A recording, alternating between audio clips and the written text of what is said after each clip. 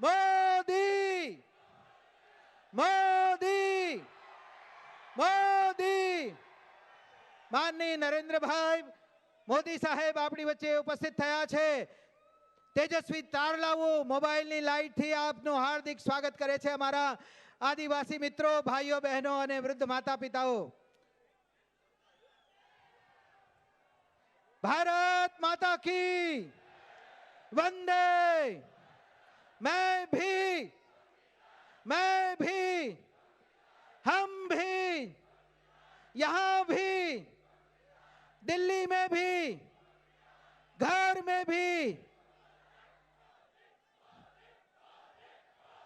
एक ही आवाज है, हाथ ऊपर करके मोदी।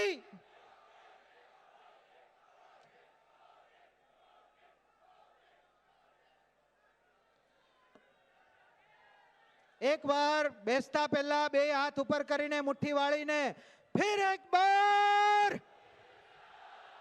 फिर एक बार फिर एक बार સૌને પોતાના સ્થાને બેસી જવા માટે વિનંતી છે। તમારી ઉર્જાને, તમારી શક્તિને, અમારી દુર્ગા વાહિનીઓની તાકાતને અને આ આદિવાસી યુવાન દોસ્તોને સલામ। फिर एक बार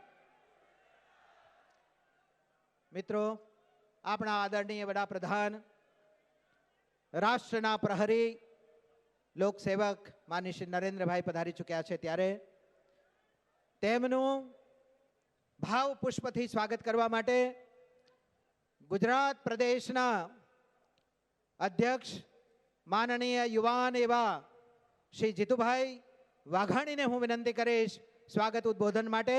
આવો જોરદાર તાળીઓના ગડગડાટ સાથે આપણા પ્રદેશ અધ્યક્ષ શ્રીને આવકારીએ અને તેમને સાંભળીએ। જેમના નામમાં જ એવું કહી શકાય કે હું હારું નહીં, હું જીતું, એવા જીતુભાઈ વાઘાણીને સ્વાગત કરીએ।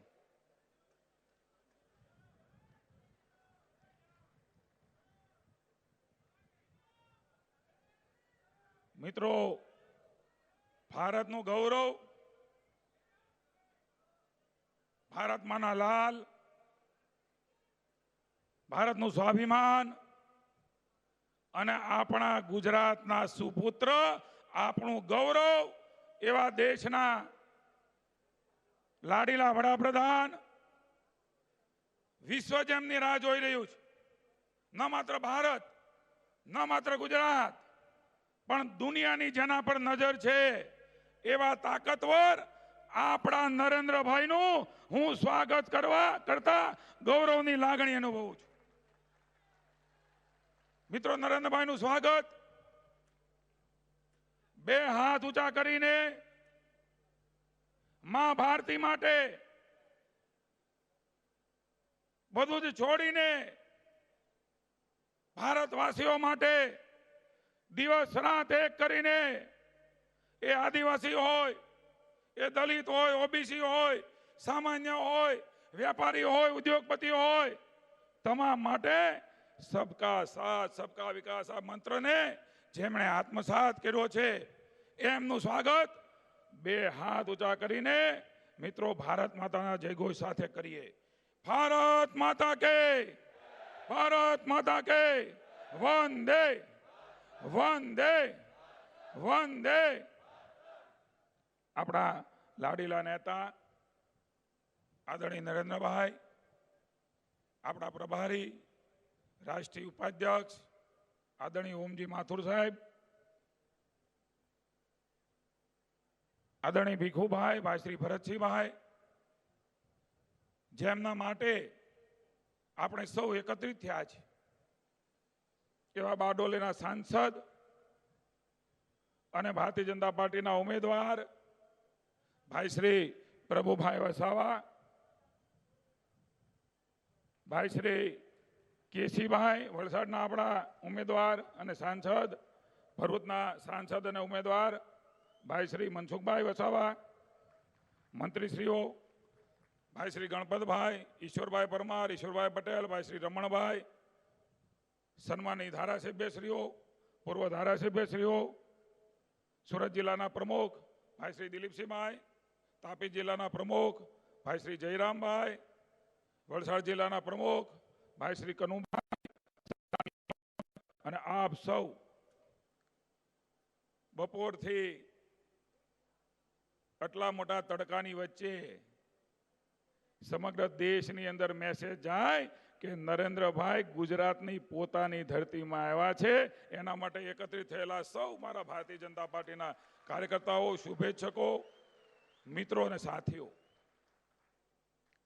આદરણીય નરેન્દ્રભાઈનું કરતા ગૌરવની લાગણી અનુભવું છું. મિત્રો, આપણા નરેન્દ્રભાઈને સાંભળવા છે. આપણી પોતાની ગુજરાતની ધરતી ઉપર આવ્યા છે અને આ વખતેની ચૂંટણી ભલે ભારતની હોય પણ માંડવો આપણા ઘરે છે, ગુજરાતમાં છે, કારણ કે આપણા છે. મિત્રો, નરેન્દ્રભાઈને આપણે ખાતરી આપીએ, સમગ્ર દેશની અંદર નરેન્દ્રભાઈ જાય પણ ગુજરાતની 26 માંથી 26 મિત્રો આપણા ગૌરવવંતા નરેન્દ્રભાઈને આપીએ. એવું ગૌરવ જેમણે દેશને અપાવ્યું છે. હમણાં આપણે હેલિકોપ્ટરમાં નરેન્દ્રભાઈને ઉતરતા જોયા, આપણા નરેન્દ્રભાઈને ઉતરતા જોયા. હું કાયમ કહેતો હોઉં છું કે વાયુસેનાના વિમાનમાંથી નરેન્દ્રભાઈ ઉતરતા હોય ત્યારે આપણા હાવજ ઉતરતા એવું દ્રશ્ય એ વિદેશની ધરતી ઉપરથી આપણે જોયું છે. આ દ્રશ્યના સાક્ષી બન્યા છીએ. ત્યારે મિત્રો, આ વખતેની ચૂંટણી હાથમાં દેશ સલામત છે નક્કી કરવા માટેની ચૂંટણીઓ છે. ન પ્રાંતવાદ, ન જાતિવાદ, ન જ્ઞાતિવાદ, ન તમારો વાદ, ન મારો વાદ, બસ હવે તો ભારતવાદ. એવા આપણા ભારતમાંના સપૂત એવા નરેન્દ્રભાઈના નેતૃત્વમાં મિત્રો આપણે સૌ સાથે મળીને જેમણે આદિવાસી ક્ષેત્રની અંદર 80,000 કરોડ રૂપિયા વન બંધુ યોજનામાં આદિવાસી ગરીબ માણસના જીવનમાં દીપક પ્રગટે વિકાસ નામનો એ મિત્રો જેમણે શરૂઆત કરી, પોતાનો જન્મદિવસ આદિવાસી ક્ષેત્રની અંદર કંઈ ને કંઈ વિકાસના કાર્યો કરીને જેમણે ઉજવ્યા છે. વડાપ્રધાન હોય તો દાહોદમાં આવીને ઉજવો છે. એવા સંવેદનશીલ વડાપ્રધાન, આપણું ગૌરવ આપણને સંબોધવાના છે. ત્યારે મિત્રો આપણે આ સંદેશો એ સમગ્ર દેશમાં જવાનો છે. કોંગ્રેસને એવું હતું કે આદિવાસી ક્ષેત્રમાં અમારું સારું છે. એમને ખબર નથી કે નરેન્દ્રભાઈએ આદિવાસીના ક્ષેત્રના જીવનની અંદર, એમના કુટુંબની અંદર એક અલગ પ્રકારની સુવાસ ઊભી કરીને એમને વિકાસની પ્રગતિમાં દોર્યા છે. ત્યારે મિત્રો આજે કોંગ્રેસ વાળા જોઈ લે કે આદિવાસી તમારી હારે નથી, ઓબીસી નથી, દલિત નથી, સામાન્ય નથી. એ નરેન્દ્રભાઈ મોદીના નેતૃત્વની અંદર ગાડી મિત્રો દોડી પડી છે. એ ગાડીમાં બેસી ગયા છે. ત્યારે આપણે સૌ તો બેસવાના છીએ. જે નથી બેઠા એને પણ આ ભારત માતા માટે, આ ભારત માતાને શિખરે લઈ જવા માટે દેદીપ્યમાન ભારત, નવું ભારત અને એવા ચોકીદાર કે મિત્રો જેને લૂંટ કરવી છે ને એને પેટમાં તેલ રેડાયું છે, એવા ચોકીદાર બેઠા છે. ત્યારે એ ચોકીદારના નેતૃત્વની અંદર ફિર એક બાર મોદી સરકાર, ફિર એક બાર મોદી સરકાર મિત્રો આ નારો એ જન જને આત્મસાત કર્યો છે. ત્યારે પુનઃ એકવાર ભારતીય જનતા પાર્ટી વતી, આપના સૌ વતી નરેન્દ્રભાઈની પોતાની ગુજરાતની ધરતીમાં સ્વાગત કરતા ગૌરવની લાગણી અનુભવું છું. મિત્રો, એક સૂત્ર બોલાવીને હું મારી વાત પૂરી કરું છું. આપ સૌનું સ્વાગત કરું છું. તમે પણ મને સાથ આપજો. ફિર એક બાર, ફિર એક બાર, ફિર એક બાર, હર હર મોદી, હર હર મોદી, ભારત માતા કી જય. ખૂબ ખૂબ આભાર જીતુભાઈ. આવો આપણા આંગણે પધારેલા આપણા જ ગુજરાતના પનોતા પુત્ર અને આદિવાસી બાંધવોના બેલી, દૂર સુદૂર જંગલમાં વસતા આદિવાસી પ્રજાની પીડાને સમજનાર, દુશ્મન દેશોની સામે સિંહ ગર્જના કરનાર ભારતના મજબૂત વડાપ્રધાન એવા નરેન્દ્રભાઈ મોદીનું ભવ્ય હાર દ્વારા સ્વાગત કરીએ. હું વિનંતી કરીશ તેમના સ્વાગત માટે અહીંયા ઉપસ્થિત એવા માનનીય શ્રી જીતુભાઈ વાઘાણી, ભરતસિંહજી પરમાર સાહેબ, ગણપતસિંહજી વસાવા, ઈશ્વરભાઈ પરમાર, પૂર્ણેશભાઈ મોદી, રાજુભાઈ પાઠક, દિલીપસિંહજી રાઠોડ, જયરામભાઈ ગામિત, નીતિનભાઈ ભજીયાવાલા, મોહનભાઈ ઢોળિયા, વીડી ઝાલાવાડિયા, શ્રી કનુભાઈ દેસાઈ, મોતીભાઈ વસાવા, બાબુભાઈ ચોરિયા, અરવિંદભાઈ પટેલ, કાંતિભાઈ ગામિત, શ્રી કુંવરજીભાઈ હળપતિ, વિજયભાઈ પટેલ અને માધુભાઈ રાઉતને વિનંતી કરીશ કે સાહેબનું ભવ્ય અને દિવ્ય સ્વાગત કરીએ. આપણે જોરદાર તાળીઓના ગડગડાટથી સાહેબનું હાર્દિક હાર્દિક હાર્દિક સ્વાગત કરીએ. સાથોસાથ હું વિનંતી કરીશ શ્રી રાજુભાઈ પાઠક અને શ્રી ગણપતસિંહજી વસાવા સાહેબ, નવરાત્રિ ચાલી રહી છે, ચૈત્ર નવરાત્રિ ચાલે છે. વિશ્વના એકમાત્ર પ્રધાનમંત્રી એવા હશે કે જેઓ લીંબુ પાણી ઉપર આખા 9 દિવસના નકોડા ઉપવાસ કરે છે. મા શક્તિની પ્રતિમા અર્પણ કરીને, તેમને સ્મૃતિ ભેટ અર્પણ કરીને મા ભગવતીના ચરણોમાં પ્રાર્થના કરીએ. યા દેવી સર્વભૂતેષુ રાષ્ટ્ર રૂપેણ સંસ્થિતા નમસ્તસ્યૈ નમસ્તસ્યૈ નમસ્તસ્યૈ નમો નમઃ. આવો આપણા વડાપ્રધાન શ્રી નરેન્દ્રભાઈ મોદીનું હાર્દિક સ્વાગત કર્યા બાદ તેમને ઉદ્બોધન માટે વિનંતી કરીએ.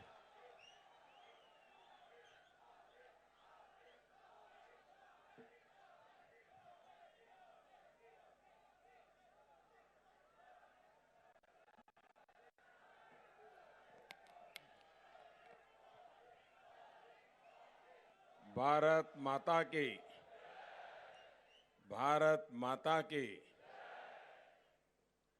मंच पर विराजमान भारतीय जनता पार्टी ना सौ આગેવાનો અને આજે અમારા પરિવારમાં માવજીભાઈ જોડાણા છે, એમનું વિશેષ સ્વાગત અને વિશાળ સંખ્યામાં આપ સૌ બધા આશીર્વાદ આપવા માટે આવ્યા. હું આપનો ખૂબ ખૂબ આભાર માનું છું.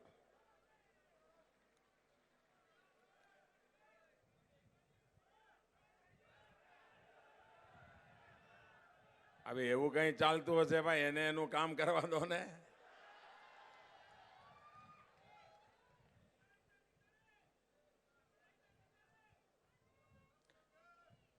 મહાત્મા ગાંધી અને સરદાર વલ્લભભાઈ પટેલની આ ધરતી લાંબા કાળથી દેશ અને દુનિયાને એક આગવી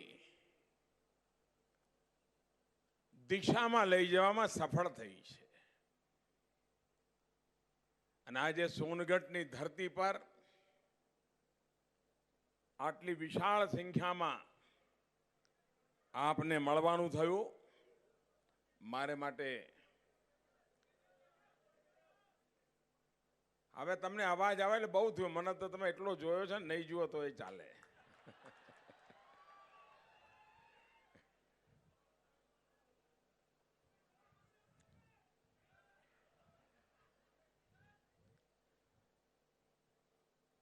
દક્ષિણ ગુજરાત બારડોલી એટલે પછી સરદાર વલ્લભભાઈ પટેલની યાદ આવે વિના રહે નહીં. સરદાર સાહેબે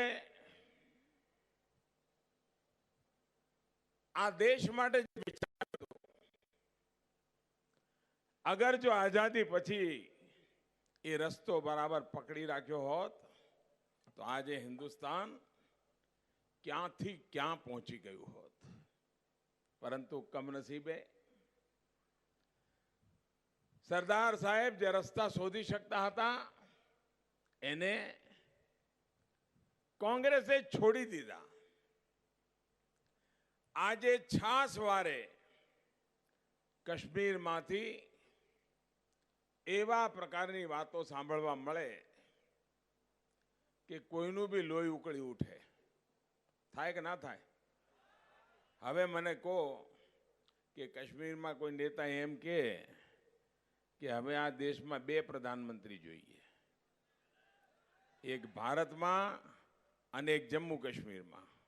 તમને આ વાત મંજૂર છે ભાઈ? તમને મંજૂર છે?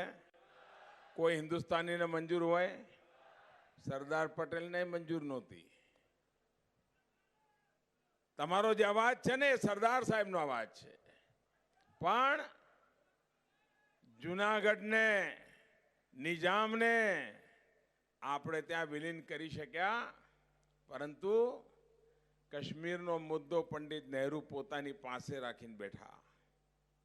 અને એનું પરિણામ છે કે આટલા વર્ષો પછી પણ દેશના વીર જવાનોનો બલિદાન એ જાણે નિત્યક્રમ બની ગયો છે. આતંકવાદ અને પડોશમાંથી એક્સપોર્ટ થતો આતંકવાદ, કે પડોશમાં એક જ ધંધો છે, આતંકવાદ એક્સપોર્ટ કરો. કોંગ્રેસ પાર્ટીએ જે ચૂંટણી ઢંઢેરો બહાર પાડ્યો, એ ચૂંટણી ઢંઢેરો સરદાર વલ્લભભાઈ પટેલના વિચારોની તદ્દન વિપરીત છે. સરદાર સાહેબ જો આજે હોય તો કોંગ્રેસના આ ઢકોસલા પત્રને 1 મિનિટ પણ સ્વીકાર ન કરે.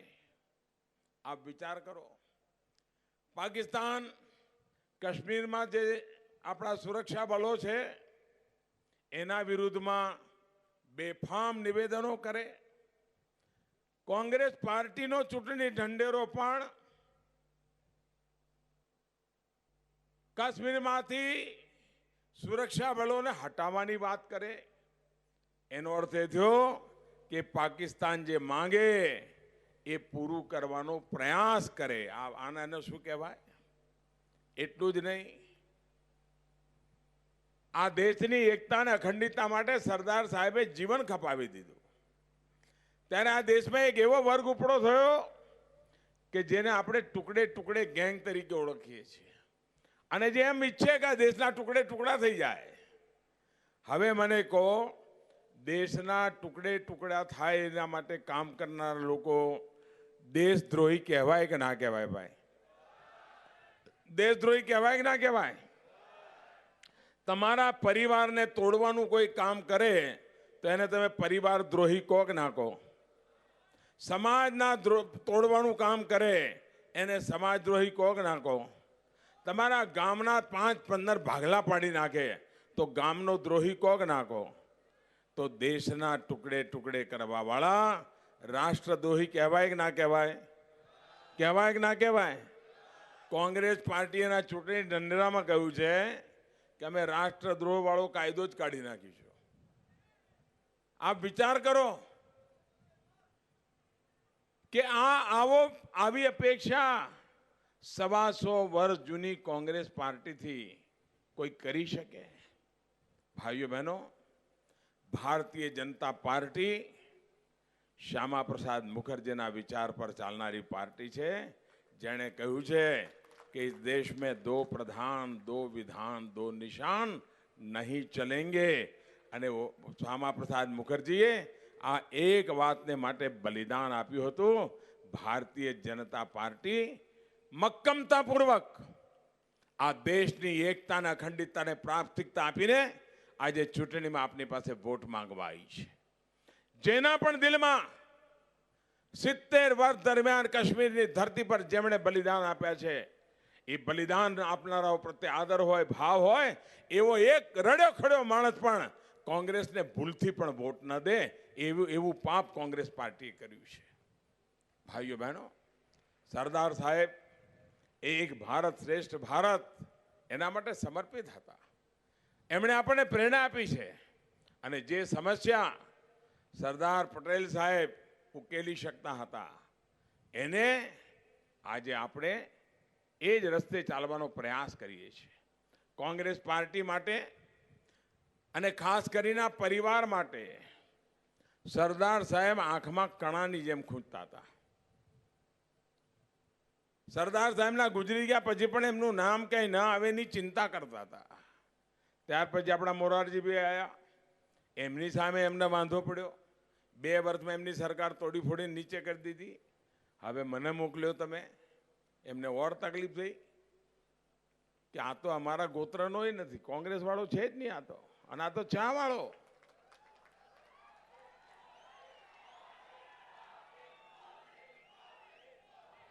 હવે એને સહન કરી શકે આ લોકો? આ મનથી પોતાને રાજા મહારાજા માનનારા લોકો આ ચા વાળાને સ્વીકાર કરી શકે? આજે પણ મનમાં ગાંઠ વાળીને બેઠા છે કે બસ મોદીને પતાવી દો, બાકી બધું થઈ જશે. ભાઈઓ બહેનો, આ ગુજરાતના 3 દીકરા સરદાર વલ્લભભાઈ પટેલ, મોરારજીભાઈ દેસાઈ, એમની પર જે થયું એવા જ અખતરા મારી પર ચાલી રહ્યા છે. પણ મને તો તમે ઘડ્યો છે.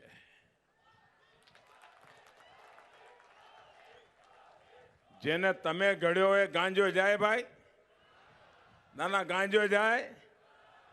એમને થતું 1 વર્ષ પૂરું નહીં કરે, 5 વર્ષ ડંકાની ચોટ પર પૂરા કર્યા. અને 23 એ પરિણામ આવશે ત્યારે આ દેશ ફરી એકવાર ભારતીય જનતા પાર્ટીની સરકાર બનાવશે એવો મારો પાકો વિશ્વાસ. ભાઈઓ બહેનો, આ દેશના સામાન્ય માનવીએ આપણે જે પગલાં લીધા છે એના કારણે ચોકીદાર પર એક ભરોસો પેદા થયો છે, એક વિશ્વાસ પેદા થયો છે. એક જમાનો તો આતંકવાદી હુમલા થાય, શહેરોમાં હુમલા થાય, પરંતુ સરકાર હાથ પર હાથ મૂકીને બેસી રહે. ગુજરાતમાં આપણે મુખ્યમંત્રી તરીકે એમના જેટલા સ્લીપર્સ લેલ હતા એ બધાની સાફ સફાઈ કરીને ગુજરાત શાંતિથી જીવતું કર્યું હતું કે નહોતું કર્યું? હવે હિન્દુસ્તાનમાં કરવું પડે કે ના કરવું પડે? પાકે પાયે કરવું પડે કે ના કરવું પડે? બધા સુખેથી ચેનથી ગુજરાતમાં રહે છે કે નથી રહેતા? ભાઈચારાથી રહે છે કે નથી રહેતા? સદભાવનાથી રહે છે કે નથી રહેતા? ભાઈઓ બહેનો, આખા દેશમાં આવી શાંતિ અને સદભાવનાનું વાતાવરણ પેદા કરવા માટે આતંકવાદને ખતમ કરવો જ પડે.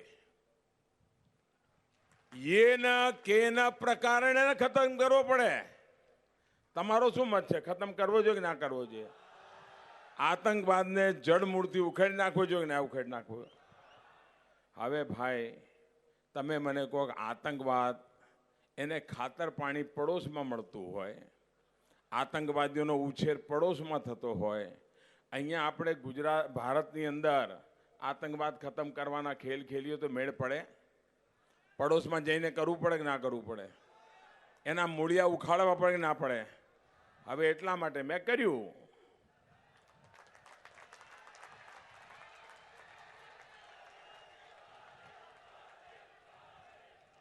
હવે એમાં એમને વાંધો પડ્યો કે મોદી જવાબ આપે, સબૂત આપે, સબૂત કે પાકિસ્તાનમાં જઈને આ બોમ્બ ધડાકા કર્યા હતા કે નહોરા કર્યા એનો સબૂત આપો. અરે પાકિસ્તાન રડી રહ્યું છે એનો અવાજ સાંભળો તો ખબર પડી જાય કે ભાઈ આ એના ત્યાંથી રડવાનો અવાજ હેનો આવે છે. પરંતુ આ લોકોને ભારતના સપૂતોમાં ભરોસો નથી. એમને તો સબૂતોના નામે પાકિસ્તાન પર ભરોસો વ્યક્ત કરવાની કુટેવ પડી ગઈ છે.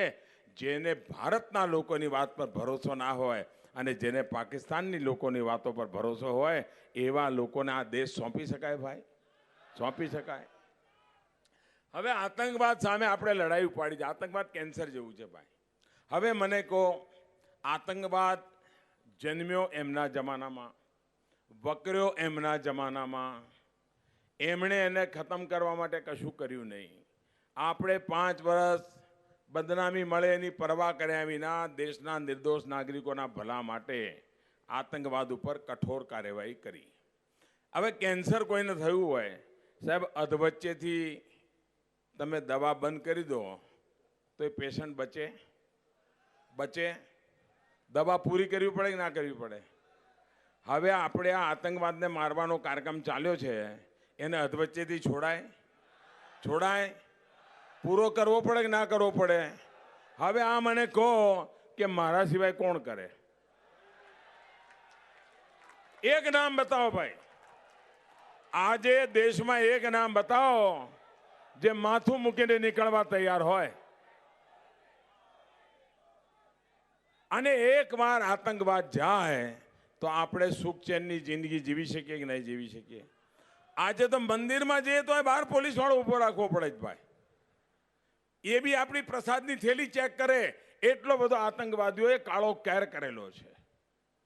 દેશના લાખો કરોડો રૂપિયા જે ગરીબોના કલ્યાણ માટે વાપરવા જોઈએ, આદિવાસીઓના કલ્યાણ માટે વાપરવા જોઈએ, એ આતંકવાદીઓને કારણે આપણા સુરક્ષા બળો અને વ્યવસ્થાઓની અંદર ખર્ચા થઈ રહ્યા છે. ભાઈઓ બહેનો, આ પરિસ્થિતિ આપણે બદલવા માંગીએ છીએ. બીજી બાજુ આ દેશને બીજું કેન્સર ભ્રષ્ટાચારનું. આ ભ્રષ્ટાચાર ખતમ થવો જોઈએ કે ના થવો જોઈએ? ભાઈ આપણે ગુજરાતમાં આટલા બધા વર્ષ રહ્યા, કોઈએ આંગળી ચીંધી છે આપણા સામે? કોઈ આરોપ થયો છે? ભાઈઓ બહેનો, આજે દિલ્હીમાં જઈને પણ આપણે દબદબો એવો કર્યો છે કે જે દેશની જનતાનું લૂંટશે એણે જમા કરાવવું જ પડશે. જમા કરાવવું જ પડશે. અમરસિંહભાઈ ચૌધરી એકવાર વિધાનસભામાં બોલ્યા હતા. એ બોલ્યા હતા કે આ મોદી તો જાદુગર છે, જાદુગર. હવે તમને ખબર પડે કે કોંગ્રેસ એમ કે આ ચોકીદાર ચોર છે અને પૈસા ભોપાલમાં કોંગ્રેસ વાળાને ત્યાંથી નીકળે. આ કઈ જાદુગરી ભાઈ? ના ના, આ કઈ જાદુગરી? આપ વિચાર કરો. અને તુગલક રોડ ચુનાવ ચંદા ગોટાલા આ દેશના ઇતિહાસમાં હવે રજીસ્ટર થઈ ગયો ભાઈ. અને દેશ આખાને ખબર છે કે તુગલક રોડ પર કોણ રહે છે. ચુનાવ ચંદા ગોટાલા, નોટોના બંડલો નીકળે ભાઈ. મને અવાર ખબર પડી કે આ નોટબંધી જોડે અકળામણ કેમ થાય છે, કારણ એમને છાસ વાળે ભેગું કરવાની ટેવ પડી છે. અને આપ વિચાર કરો, હજુ તો મધ્યપ્રદેશમાં સરકાર બને ગણતરીના મહિના થયા છે, ગણતરીના મહિના. અને એટલામાં આટલું બધું ભેગું કરી નાખ્યો. હવે જે ભેગું કર્યું એનો તો થોડો ભાગ જ હજુ સરકાર પહોંચી શકી છે. હજુ તો શોધખોળ ચાલુ છે. આપ વિચાર કરો, પહેલા જ દિવસે પહેલા કલાકમાં 280 કરોડ રૂપિયા ક્યાંથી કાઢ્યા છે આપને આશ્ચર્ય થશે. ભારત સરકાર સુવાવડવાળી માતા, પ્રસૂતા માતા જે હોય એના માટે જે પોષક આહાર મોકલે, એના જે પૈસા મોકલે, નાના નાના ભૂલકા એના માટે જે પૈસા મોકલે, આ ગરીબ, આદિવાસી, દલિત, શોષિત, વંચિત, પીડિત સમાજના ગરીબ લોકોને જે રૂપિયા ભારત સરકારે મોકલ્યા હતા અને એ કામ માટે જે કોન્ટ્રાક્ટરો હોય, સાહેબ રૂપિયા એમાંથી મારેલા છે, એમાંથી મારેલા છે. આ ગરીબના મોંમાંથી કોળીઓ છૂટવી લે એને ઈશ્વરે માફ કરે ભાઈ. અને આ જનતા જનાર્દન તો ઈશ્વરનું રૂપ છે. આ જનતા જનાર્દન કોઈ બી માફ કરે? આ ભ્રષ્ટાચારી વૃત્તિ આપ વિચાર કરો. લગભગ 15 વર્ષ પછી કોંગ્રેસને મધ્યપ્રદેશમાં પગ મૂકવાનો મોકો મળ્યો, પણ 15 દાડામાં એમણે જૂની ટેવો ચાલુ કરી દીધી. હવે દેશમાં માંડ કરીને 5 વર્ષ બહાર રહ્યા છે. 5 મિનિટ માટે આવે તો શું કરે મને કહો તો ભાઈ? દેશનું ભલું કરે કે પોતાનું કરે? ભાઈઓ બહેનો, આ પ્રકારની લૂંટ ચલાવનારા લોકો એમને ક્યારેય દિલ્હીની ગાદી પર પાછા ના આવવા દેવાય.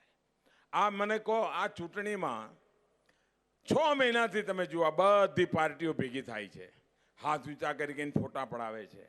અને મજા એવી છે કે પહેલા તો કહેતા હતા કે અમે ભેગા થઈને મોદીને પાડી દઈશું. એ ભેગા થવાવાળા જ એકબીજાને પાડી દેવામાં પડ્યા છે હમણાં. બધા જેટલા લોકોએ હાથ પકડીને ફોટા પડાયા હતા એ બધા હવે હાથ છોડી દીધો છે. હાથ છોડી દીધો છે. અને ભાષા નથી છોડી. આ બધા એકબીજાની સામે લડે છે, પણ ભાષણ શું કરે છે? એક જ મુદ્દો. કયો? એક જ મુદ્દો. મોદી હટાઓ, મોદી હટાઓ, મોદી હટાઓ, મોદી. ભાઈ તમારું શું ભલું કરશે કહેવા તૈયાર છે? એની વાત કરવા તૈયાર છે? ના, એક જ કાર્યક્રમ, મોદી હટાઓ. બંગાળમાં જાઓ તો કે મોદી હટાઓ, ઉત્તર પ્રદેશમાં જાઓ તો કે મોદી હટાઓ, આંધ્રમાં જાઓ તો કે મોદી હટાઓ, તેલંગાણામાં જાઓ તો કે મોદી હટાઓ. ભાઈઓ બહેનો, જેમને ન તમારી પડી છે, જેમને ન તમારા ભવિષ્યની પડી છે, એવા લોકોથી દેશનું ક્યારે ભલું નહીં થાય. અને આ કોંગ્રેસ પાડાઓની દ્રષ્ટિ કેવી છે? હું જ્યારે પહેલી વાર અહીંયા મુખ્યમંત્રી બન્યો ત્યારે મારા માટે આશ્ચર્ય હતું કે મારો મત હતો કે શિક્ષણના આધારે જ સમાજમાં આપણે તાકાત ઊભી કરી શકીએ. ગરીબી હટાવવા માટે પણ ગરીબના ઘરમાં પણ શિક્ષણ પહોંચાડવું પડે. અને જ્યારે મેં તપાસ કરી તો મને આશ્ચર્ય હતો ને આઘાત હતો ઉમરગામથી અંબાજી સુધી આખા આદિવાસી પટ્ટામાં એક પણ સાયન્સ સ્ટ્રીમની સ્કૂલ નહોતી. બોલો, અગર જો વિજ્ઞાનની શાળા જ ના હોય તો આ મારા આદિવાસી બાળકો ડોક્ટર, એન્જિનિયર કેવી રીતે બને ભાઈ? અને કેટલા મા બાપ હોય કે જે સુરત, વડોદરા કે અમદાવાદ બાળકોને ભણવા મોકલી શકે? આપણે આવીને આખા પટ્ટામાં પહેલું કામ કર્યું, વિજ્ઞાનની શાળાઓ શરૂ કરવાનું, અને એના કારણે આજે મેડિકલ અને એન્જિનિયરિંગની સીટો મારા આદિવાસી બાળકો ભરી શક્યા છે. ભાઈઓ બહેનો, વિકાસ એ અમારો મંત્ર છે. કોંગ્રેસ પાર્ટી મોદી હટાવવાની વાત કરે છે, મોદી ગરીબી હટાવવાની વાત કરે છે. અને હવે તો ગરીબો બોલવા માંડ્યા છે. તમે સોશિયલ મીડિયામાં ક્લિપિંગ જોતા હશો, ગરીબો કહે છે કે ભાઈ કોંગ્રેસ જશે તો જ ગરીબી જશે. કોંગ્રેસ હટાવવાની, ગરીબી હટાવવાની પહેલી શરત જ કોંગ્રેસ હટાવવાની છે. આપણા આદિવાસીઓને હક્કો આપવા હોય, જમીનના હક્કો આપવા હોય. આપ વિચાર કરો, આપણા સોનગઢના આખા પંથકની અંદર પીવાના પાણીની સમસ્યા છે કે નહીં? આ ભારતીય જનતા પાર્ટીની સરકાર છે કે જેણે પાણીની સમસ્યા ઉકેલવા માટે 900 કરોડ રૂપિયાની યોજના લાગુ કરી દીધી. દાહોદ જઈને જોતા હો, દાહોદની અંદર એટલી મોટી યોજના ચાલુ કરી અને આખા ઉમરગામથી અંબાજી આદિવાસી પટ્ટાને પાણી પહોંચે એના માટે મોટું એક કામ ઉપાડ્યું છે. અને પાણીના સંકટને હું બરાબર સમજું છું, કારણ ગુજરાતની ધરતીનું દરેક બાળક પાણીનું મહાત્મ્ય શું છે સમજતું હોય છે. કારણ આપણે વરસાદ ઓછો આવે, અકાળ પડતો હોય, આપણી નદીઓ બારમાસી ના હોય, આપણને તકલીફ ખબર છે. અને એટલામાંથી જ શીખીને હમણાં મેં જ્યારે દેશભરમાં પ્રવાસ કરું ત્યારે મારા ધ્યાનમાં આવ્યું કે આવનારા દિવસોમાં પાણીનું સંકટ ભયંકર થશે. એટલે આ વખતે આપણે નક્કી કર્યું કે દેશમાં પહેલીવાર પાણી માટેનું અલગ મંત્રાલય બનશે. એનું કામ જ પાણી. આપને ખબર હશે, આ દેશ આઝાદ થયો એ વખતે આદિવાસીઓ હતા કે નહોતા ભાઈ? જરા જોરથી બોલો ને. આદિવાસી હતા કે નહોતા? દેશ આઝાદ થયો એના પહેલા પણ આદિવાસી હતા કે નહોતા? ભગવાન રામના જમાનામાં પણ આદિવાસી હતા કે નહોતા? માતા સબરીના પાસે આદિવાસીઓ હતા કે નહોતા? આદિવાસી સમાજ હતો ને. પરંતુ કોંગ્રેસ વાળાને નહોતી સમજણ પડતી. જ્યાં સુધી અટલજીની સરકાર ના આવી ત્યાં સુધી આ દેશમાં આદિવાસીઓ માટે અલગ કોઈ મંત્રીમંડળમાં વિભાગ જ નહોતો.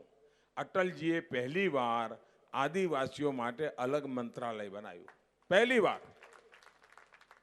એવી જ રીતે તમે મને કહો, આપણા બધી જ જગ્યાએ તળાવ હોય, નદી હોય કે દરિયો હોય, ત્યાં માછીમાર કરનારા લોકો હોય કે ના હોય? માછીમારી સમાજ હોય કે ના હોય? પરંતુ એમના માટે કોઈ મંત્રાલય નહોતું. આ મોદીની સરકારે આ દેશમાં પહેલી વાર માછીમારો માટે અલગ મંત્રાલય બનાવ્યું. એટલું જ નહીં, અને હવેના દિવસમાં જેવી 23 તારીખે પરિણામ આવશે, ભાજપની સરકાર પાક્કી બનવાની છે. નવી સરકાર આવે એટલે આપણે પાકે પાયે આ પાણીનું મંત્રાલય ચાલુ કરવાના છીએ. ભાઈઓ બહેનો, તમે વિચાર કરો, આ દેશના ખેડૂતો, એને ગુમરાહ કરવાનું કામ કોંગ્રેસે કેટલું બધું કર્યું છે. એમને મૂર્ખ બનાવવાનું કામ કેટલું કર્યું છે.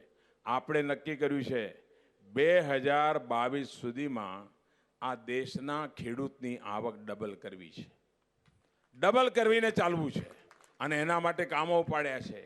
આપણે એક નિયમ કર્યો કે ખેતી હોય, ફળફળાદીની ખેતી હોય, મધુમક્ખીનો ઉછેર હોય, મધ તૈયાર કરતા હોય, પશુપાલનનો ઉછેર હોય, આ બધા પ્રકારની પ્રવૃત્તિ એની સાથે હવે લાયા છીએ આપણે. અન્નદાતા ઉર્જાદાતા બને. ખેતરના ખૂણે સોલારના બધા લગાવે પ્લેટો, અને એમાંથી ખેડૂત વીજળી પેદા કરે અને સરકાર પોતે વીજળી ખરીદે. આપણો અન્નદાતા પણ વીજળીદાતા બને. ત્યાં સુધી આપણે આગળ વધી રહ્યા છે. એની ખેતી ચાલ્યા કરે, ખેતીને કાંઈ વાંધો ના આવે, અને છતાંય બાજુમાં સોલાર પેનલ નાખીને વીજળી પેદા કરી શકાય. એ દિશામાં આપણે કામ કર્યું છે. એક સમય હતો યુરિયા માટે લોકોને ફાંફા મારવા પડતા હતા. આજે યુરિયા માટે હિન્દુસ્તાનમાં ક્યાંય લાઈન નથી લાગતી, યુરિયા માટે કોઈ દંડો નથી ચાલતો. અને આપણે જોયું પહેલાં યુરિયાની ચોરી થતી હતી, યુરિયાની ચોરી થાય, આપણે એને નીમ કોટિંગ કર્યું અને નીમ કોટિંગ કરવાના મારા કારણે મારા આદિવાસી ભાઈઓને રોજગાર મળ્યો. કારણ કે લીમડાની જે ફળી હોય એ ભેગી કરીને બહેનો વેચવા માંડી અને એમાંથી નીમનું તેલ કાઢીને આ યુરિયા ખાતર પર લગાવ્યું, એટલે યુરિયાની ચોરી બંધ થઈ ગઈ. અને જે લીમડાની ફળીનો કોઈ ઉપયોગ નહોતો થતો એનો ઉપયોગ કર્યો અને ગામડાને પણ આર્થિક રીતે મજબૂત કરવાનું કામ કર્યું. એ દિશામાં આપણે પ્રગતિ કરી છે. આપણે આ વખતે યોજના બનાવી કિસાન સન્માન નિધિ. દરેક કિસાન 5 એકરથી નીચેની જમીનવાળાને 2000 રૂપિયા વર્ષમાં 3 વખત 2000 રૂપિયા એને મળે, તાકી ખેતી પહેલાં એને કોઈની પાસેથી ઉછીના ના લેવા પડે. નાનો ખેડૂત એને બીજ લાવવા હોય, એને દવા લાવવી હોય, એને કામ કરી શકે. અને યોજના કર્યાના 1 મહિનામાં તો 3 કરોડ લોકોના ઘરમાં પૈસા પહોંચી ગયા. અને બીજા લોકો જે છે એના પણ મોકલવાના ચાલુ જ છે. 12 કરોડ ખેડૂતોના ઘરમાં પૈસા જશે. આ યોજનાની સફળતા જોઈ ખેડૂતો તરફથી આવકાર મળ્યો. એટલે અમે આ વખતના સંકલ્પ પત્રમાં કહ્યું છે કે અમે હવે પહેલા તો નાના ખેડૂતો માટે નક્કી કર્યું હતું, 5 એકર સુધીની જમીનવાળા માટે નક્કી કર્યું હતું. પણ હવે અમે સંકલ્પ પત્રમાં કહ્યું છે કે નવી સરકાર બન્યા પછી દરેક ખેડૂતને આનો લાભ આપવામાં આવશે. એમાં જે એક નાના ખેડૂતનું અમે રાખ્યું હતું એ બંધ કરીને અને નવી સરકાર 23 તારીખે બન્યા પછી આ કામને પણ ગતિ આપવામાં આવશે. એ અમે કરી રહ્યા છીએ. આપ વિચાર કરો, આપણા દેશમાં કોઈ માણસ ગમે તેટલી મહેનત કરે, ઈમાનદારીથી મહેનત કરે, પણ જો ઘરમાં એક બીમારી આવે તો એની બધી મહેનત પાણીમાં જાય કે ના જાય? મધ્યમ વર્ગનો માનવી પણ ગંભીર બીમારી આવે ને તો એ ગરીબીની રેખા નીચે જતો રહે. ગરીબ માણસ મહેનત કરીને ભેગું કર્યું અને બીમારી આવે તો એ ક્યારેય 2 પેઢી સુધી ગરીબીમાંથી બહાર ના આવે. આજે દવાઓ મોંઘી થતી હોય, દવાખાના મોંઘા થતા હોય તો આ ગરીબ બિચારો મોતની રાહ જોઈને બેઠો હોય. આપણે નક્કી કર્યું કે આ દેશના 50 કરોડ લોકો, મારો આદિવાસી હોય, મારો દલિત હોય, પીડિત હોય, શોષિત હોય, સમાજનો કોઈ પણ ગરીબ વર્ગ હોય, એને 50 કરોડ લોકો દેશના, અને આ દુનિયાની મોટામાં મોટી યોજના છે આયુષ્યમાન ભારત યોજના. એને 5 લાખ રૂપિયા સુધી 1 રૂપિયો પોતે ખર્ચો કરવાનો નહીં, એના સરકાર આ મોદી પૈસા ચૂકવી દેશે અને એ ગરીબની દવા થશે. ભાઈઓ, આ વિચાર કરો કેટલી મોટી તાકાત મળશે ગરીબને. અને આ દુનિયાની મોટામાં મોટી યોજના છે. અમેરિકા, કેનેડા અને મેક્સિકો, આ 3 દેશોની કુલ સંખ્યા એના કરતાં વધારે લોકોને આયુષ્યમાન ભારતની યોજનાનો લાભ મળવાનો છે. આપ વિચાર કરો, ગેસના ચૂલા, આપણે ત્યાં ગેસનો ચૂલો મેળવવો એટલે ફાંફા પડતા હતા કોંગ્રેસના જમાનામાં. આજે મોદીની સરકાર ઘેર ઘેર જઈને પૂછે છે કે તમારા ચૂલો હવે ગયો કે ગેસનો ચૂલો જોઈએ છે, અને ગેસનો ચૂલો પહોંચાડે છે. આજે ઉજ્જવલા યોજનાના કારણે આજે ગુજરાતના ગામડામાં પણ, આદિવાસી વિસ્તારમાં પણ હવે બહેનોને સવારના પોરમાં લાકડા શોધવા નથી જવું પડતું અને આજે ચૂલો થાય છે અને ગેસનો ચૂલો થાય છે. ભાઈઓ બહેનો, આદિવાસીઓ માટે વંધન યોજના, આ વંધન યોજના દ્વારા આદિવાસીઓની જે પેદાવાર છે એનું MSP નક્કી કર્યું. MSPની અંદર વસ્તુઓ વધારી. પહેલા માત્ર 10 પાકને MSP મળતો હતો, આજે આપણે એની સંખ્યા વધારીને લગભગ 50 કરી દીધી. એટલું જ નહીં, વાંસ, આપણા વલસાડ જિલ્લામાં ડાંગ આસપાસ વાંસ થાય. આ વાંસની ખેતીમાં પણ પહેલા પ્રશ્ન કેવો હતો, તમે વાંસ કાપો તો જેલમાં જાઓ. આ કોંગ્રેસના લોકો એવો કાયદો બનાવ્યો હતો કે વાંસ કાપો તો જેલમાં જાઓ. આપણે કહ્યું વાંસ એ ઝાડ નથી, વાંસ એ તો છોડ છે, અને ખેડૂત એને પકવી શકે ને ખેડૂત એને કાપી શકે ને વેચી શકે, અને એનો કાયદો બદલવાનું કામ કર્યું. ભાઈઓ બહેનો, ગરીબનું જીવન આસાન બને, આદિવાસીઓનું જીવન આસાન બને, એના માટે મક્કમતાપૂર્વક આપણે પ્રયાસ કરી રહ્યા છીએ. વિકાસ એકમાત્ર સમાજ જીવનમાં બદલાવ લાવી શકે. અને એના માટે થઈને 2022 આઝાદીના 75 વર્ષ થશે. 2022 પહેલા આ દેશમાં કોઈ પણ ગરીબ એવો ના હોય કે જેનું પાકું ઘર ના હોય. કોઈ પણ આદિવાસી એવો ના હોય કે જેનું પાકું ઘર ના હોય. કોઈ પણ અમારો ખેત મજૂર એવો ના હોય કે જેને પોતાનું પાકું ઘર ન હોય. કોઈ મારો હળપતિ એવો ના હોય કે જેને પોતાનું પાકું ઘર ના હોય. આ કામ અમે વિચાર્યું છે અને એટલા માટે હું એટલી બધી યોજનાઓ કહી શકું કે આખું અઠવાડિયું મારે અહીંયા ઊભા રહેવું પડે. પણ ભાઈઓ બહેનો, મારો મુદ્દો એક જ છે કે આ સરકાર આ દેશના સામાન્ય માનવીના કલ્યાણ માટે છે. તમે વિચાર કરો, ગયા 25 વર્ષથી આપણે સાંભળતા હતા કે ભાઈ ઇન્કમ ટેક્સમાં આ 2 લાખમાંથી 5 લાખ લઈ જાઓ, 2 લાખમાંથી 5 લાખ લઈ જાઓ. કોંગ્રેસની આટલી સરકારો આવી, કોઈએ ના કર્યું. આપણે 5 લાખ સુધી ઇન્કમ ટેક્સ માફ કરી દીધો. અને આ કોંગ્રેસ પાર્ટી મધ્યમ વર્ગની દુશ્મન છે. મધ્યમ વર્ગ માટે કોંગ્રેસના લોકોએ હમણાં એમનું ઢંઢેરો બહાર પાડ્યો. 50 પાનાના ઢંઢેરામાં ક્યાંય મધ્યમ વર્ગ શબ્દ જ નથી. બોલો, એક પણ નહીં. ઉપરથી છાતી કાઢીને કહે છે કે અમે મધ્યમ વર્ગ ઉપર કર નાખીશું, મધ્યમ વર્ગ પાસે પૈસા લઈશું અને અમારી વોટ બેંકમાં પીરસ્યા કરીશું. આ વાત તમને મંજૂર છે ભાઈ? આ વાત મંજૂર છે? આ પ્રકારે એક જગ્યાએથી લૂંટીને એને કમરતોડ ફટકો મારવાનો અને બીજા આગળ રાજનીતિ કરવા માટે રૂપિયા વેચવાના, આ પ્રકારની પ્રવૃત્તિ સામે ભાઈઓ બહેનો તાકાત ઊભી કરવાની જરૂર છે. અને એ તાકાત લઈને જ્યારે ભારતીય જનતા પાર્ટી આપની પાસે આવી છે ત્યારે મારો આપ સૌને આગ્રહ છે કે 23 તારીખે મોટી સંખ્યામાં ભારતીય જનતા પાર્ટીને મત મળે. મારે એક બીજી વાત કરવી છે નવા મતદાતાઓને, જે લોકો 21મી સદીમાં જન્મ્યા છે. આ 21મી સદીમાં જન્મેલા લોકોને પહેલી વાર ભારતની સરકાર ચૂંટવાનો મતાધિકાર મળ્યો છે. પહેલી વાર.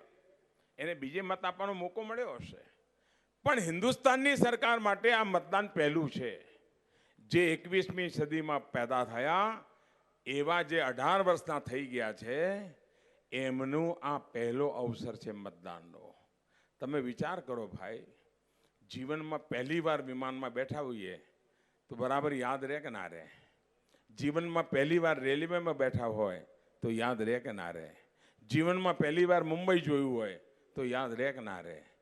જીવનની પહેલી વારની ઘટના કોઈ પણ ભૂલી ના શકે. મારે આ પ્રથમવાર મતદાતા જે બનવાના છે એમને મારી એટલી જ વિનંતી છે કે આ મત અત્યંત મહત્વનો છે. તમારા જિંદગીની શરૂઆત છે.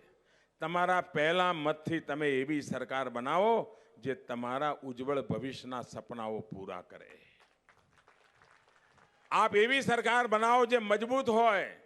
આપ એવી સરકાર બનાવો જે મજબૂતીથી નિર્ણય લેતી હોય. અને આજે આ દેશમાં મજબૂતીથી નિર્ણય કોણ લઈ શકે એના માટે કોઈને પૂછવા જવું પડે એવું નથી ભાઈ. આંખ બંધ કરો તો ખબર પડે કોણ કામ કરે છે.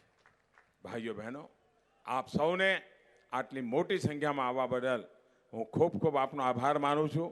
આપના આશીર્વાદ માટે આભાર માનું છું. મારી સાથે બોલીએ, ભારત માતા કી, ભારત માતા કી, ભારત માતા કી. ખૂબ ખૂબ ધન્યવાદ.